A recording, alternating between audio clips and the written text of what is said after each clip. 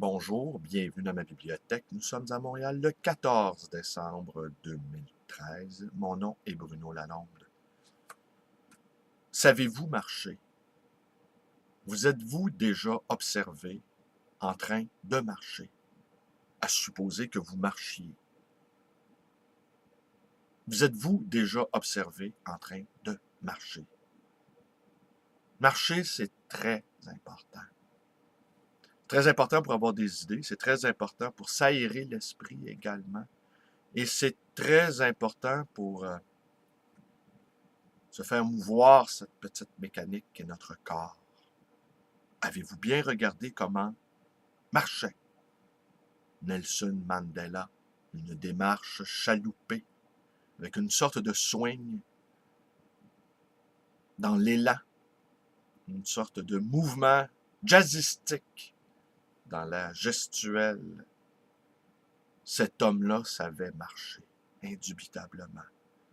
On s'est arrêté beaucoup sur son sourire, sur son regard, sur sa bonté.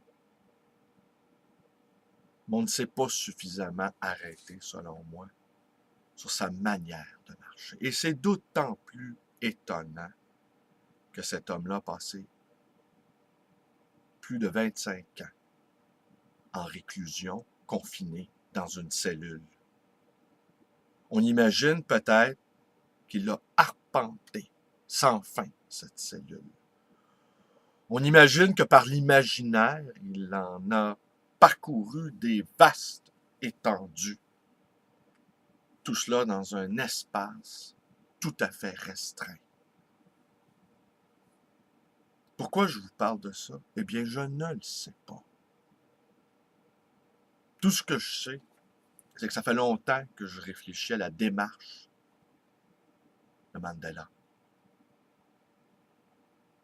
Et la façon dont un homme marche, une femme marche, ça n'en dit quasiment plus que sur ce qu'il peut penser. Le corps parle, évidemment. Tout le monde sait que le corps parle. Mais prendre conscience de sa manière de se mouvoir dans cet espace m'apparaît important. Oui, ça me revient. Pourquoi ce matin j'ai eu envie de vous entretenir de la marche de Mandela. Cette nuit, ou enfin à la fin de la nuit, Radio-Canada, la radio de Radio-Canada, nous a fait entendre un reportage sur cet intellectuel nomade qu'est Kenneth White, le père de la géopoétique.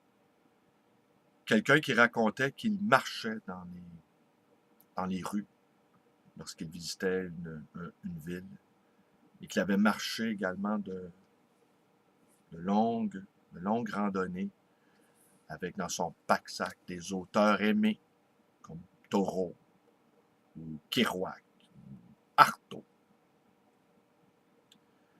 Et je me disais, oui, intellectuel nomade, nous devons l'être d'une certaine façon.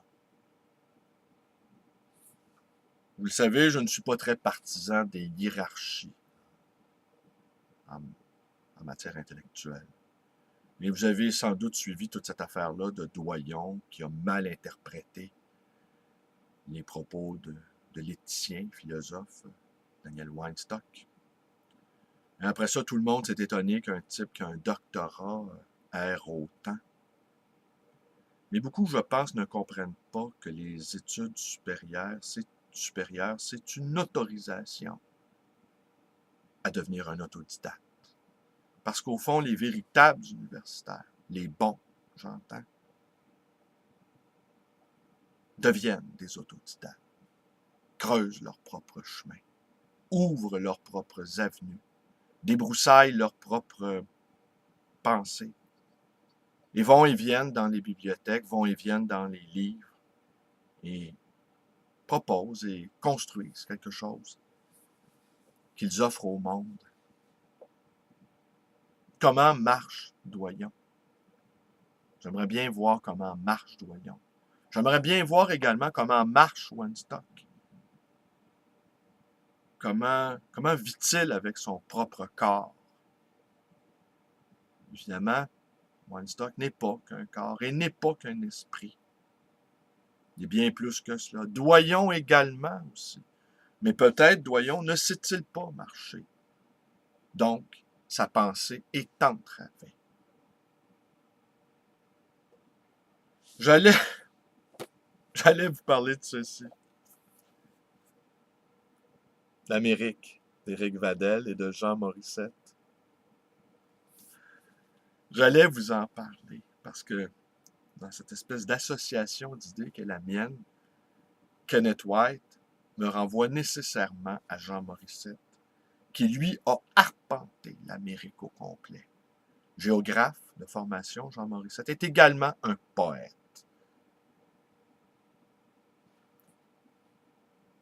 Et je sais que Jean Morissette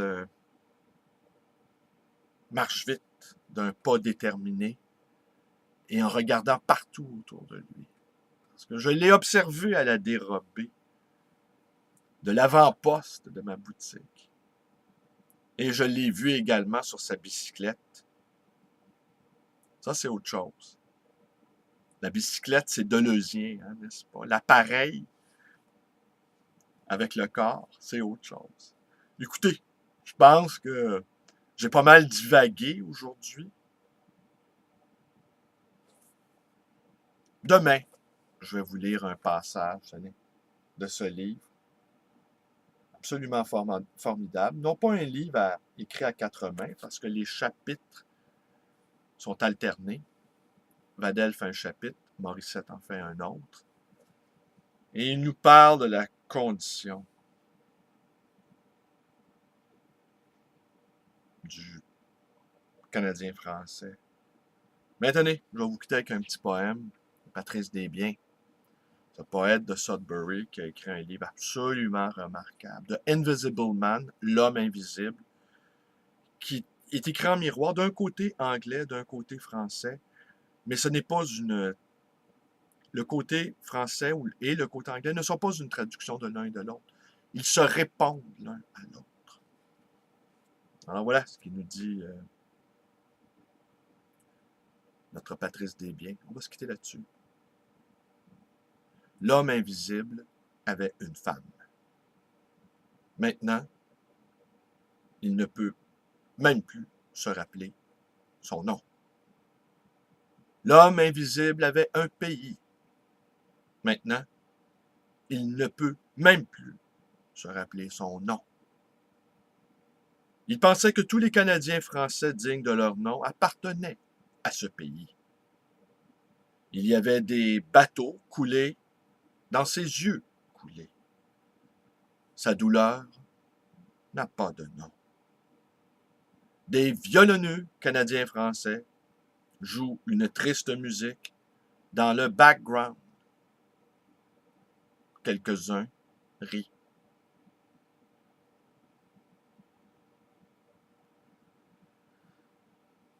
Merci, bonne journée et vous pouvez aller vous balader. Vous pouvez aller déambuler sur ma page Facebook. Vous pouvez aller naviguer sur la mer de ma chaîne YouTube. Vous pouvez envoyer un message par mon appareil téléphonique 514-736-0999 et vous pouvez également arpenter les rayons de ma librairie d'occasion et d'ancien, le livre voyageur dans le quartier migrant de Côte-des-Neiges. Merci et bonne journée à tous.